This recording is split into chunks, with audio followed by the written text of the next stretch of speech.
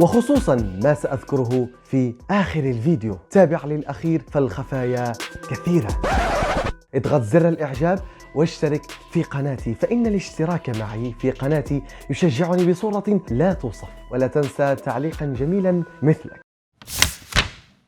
كانت الألوان في آداب العصور الوسطى مثقلة بالمعاني والحمولات الدينية والثقافية، وهو الأمر الذي أدى إلى بزوغ تيارات معاصرة تدعو إلى ضرورة إعادة تفسير الألوان وتحليل مدلولاتها. فاللونان الأزرق والأسود اعتبرا مقدسين واستخدما في محاربة الشيطان. أما اللون البرتقالي الذي تظهر فيه مريم المجدلية فهو يرمز للمرأة الخاطئة في الماضي، في حين يرمز اللون الأصفر للشر المطلق.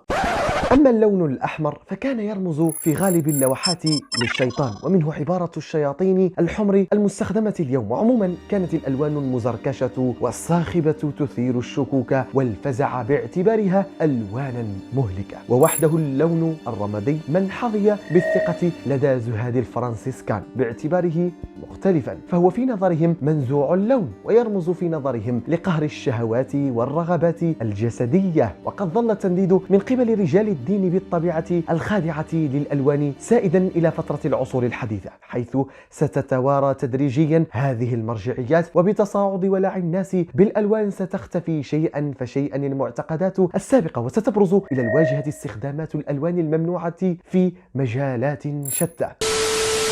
أما حين ننتقل إلى ألوان بعض أعضاء الجسد فإن الدلالات تتغير، حيث يغدو اللون الذهبي لشعر النساء هو الأفضل. وبالنسبة للون العيون فالأزرق كان ممقوتا لأنه يذكر الأوروبيين بعيون البرابرة الغزاة، ولذلك تم الربط بينه وبين الإصابة بلوثات الجنون. أما النساء ذوات العيون الزرقاء فهن داعرات فاسقات، في حين اعتبرت العيون الخضراء رمزا للنذالة والشر. أما اللونان الأشقر والأسمر فحازا المكانة الرفيعة باعتبارهما لونين مثاليين. ترى ما دلالة الألوان في المعتقدات الشعبية والدينية بأوروبا خلال العصر الوسيط؟ وهل الطريقة التي يتم بها إدراك الألوان ثابتة أم متغيرة عبر الزمن؟ تبدو حاسة الإدراك البصري في العديد من جوانبها غامضة محيرة، ليس لقلة ما نعرفه عنها من معلومات، بل لأن الكثيرين لا يعيرون لها الانتباه الكافي، بالرغم من أنها تأتي على رأس الحواس التي حظيت بالاهتمام. ومنذ العصور القديمة استرعى موضوع الألوان المرتبط بالإدراك البصري نقاشا حادا، واحتد الجدل بشأن ماهية الألوان، وتم التساؤل بشأن علاقتها بجوهر الأشياء، وإن تم في الغالب اعتبارها مجرد أقنعة تطمس حقيقة الوجود بسبب قدرتها على خداع الأبصار. ولذلك كثرت الصور السلبية المرتبطة بموضوع الألوان، إذا اعتبرت عملا شيطانيا محضا، إذ الألوان في نظر أناس العصور الوسطى لم تكن سوى أدوات شيطانية يستخدمها لإغواء البشر وتضليلهم وإبعادهم عن الحقائق الخالدة في الوجود. ومقابل هذه النظرة السلبية التي ربطت بين ألوان وألاعب الشيطان، انتشرت ظاهرة عبادة الألوان لدى من يعتبرونها منحة ربانية. فالكون ليس سوى نتاج للضوء الإلهي المقدس، وكل شيء يحدث على الأرض ما هو إلا جزء من الوحي الإلهي، ولذلك اعتبرت الألوان جزءا لا يتجزأ من مخلوقات الرب المبدع. وعليه فمنظور العصر الوسيط للألوان لم يكن واحدا، بل تعدد حسب التوجهات الدينية. ولذلك اختلف الناس خلال هذه المرحلة حول ماهية الألوان ووظائفها، إذ بلغ الأمر ببعضهم أنهم كانوا يؤمنون بأن الخلاص من الألوان هو الطريق الأنسب لتحقيق الخلود الأبدي.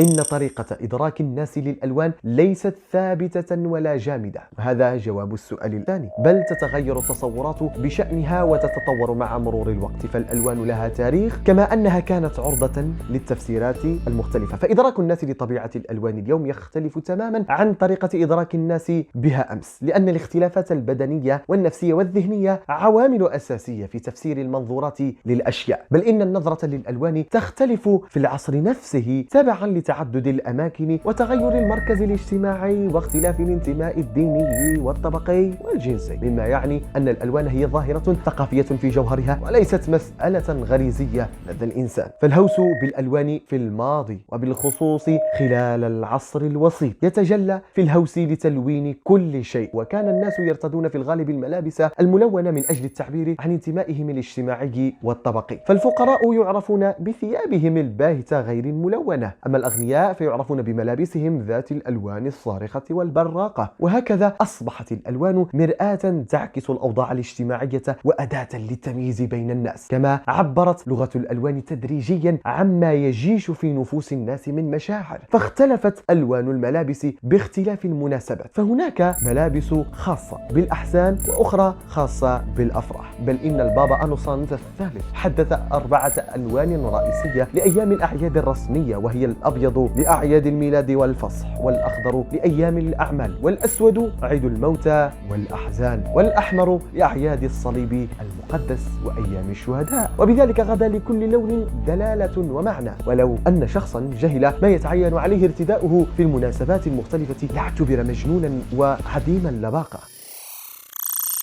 إن اللون الأزرق في نظر رجال اللاهوت المعادين للألوان كان يشكل استثناء باعتباره لونا سماويا، فهو بسبب ذلك يعد لونا ربانيا مقدسا. وتبعه في المرتبة اللون الأسود باعتباره لونا شعبيا يلائم الزهد ونكران الذات والتواضع، ولذلك اعتمد لباسا رسميا في المراتب الكهنوتية الرسمية، غير أن ظهور الطوائف الدينية الجديدة حتم عليهم الدخول في لعبة الترميز الديني للألوان. هذه طائفة كذا وكذا لونها كذا، وهذه طائفة أخرى لونها كذا وهكذا. أما الألوان البراقة فقد تم اجتنابها باعتبارها ترمز للملذات الدنيوية التي يجب أن يبتعد عنها المؤمنون ممن يخشون الرب، بل إن الألوان الغامقة والصاخبة اعتبرت من أسباب الغضب الإلهي، إذ تم الربط بينها وبين الطاعون الأسود الذي ضرب أوروبا خلال النصف الثاني من القرن التاسع عشر، والذي أودى بنصف ساكنتها. قد أدى هذا الوباء إلى خلق أجواء من الإذعان للرب من خلال تخلص كل فئات المجتمع من الألوان والتحول إلى الأسود الذي غدا اللون الموحد للجميع. وبهذا يجب علينا أن نجعل للكورونا لونا خاصا. كل شيء تغير فجأة بسبب التطور التكنولوجي والعلمي الذي فرض سطوة الألوان، حيث غزت الألوان الطبيعية والصناعية حياتنا المعاصرة وأثرت بأذواق الناس بشكل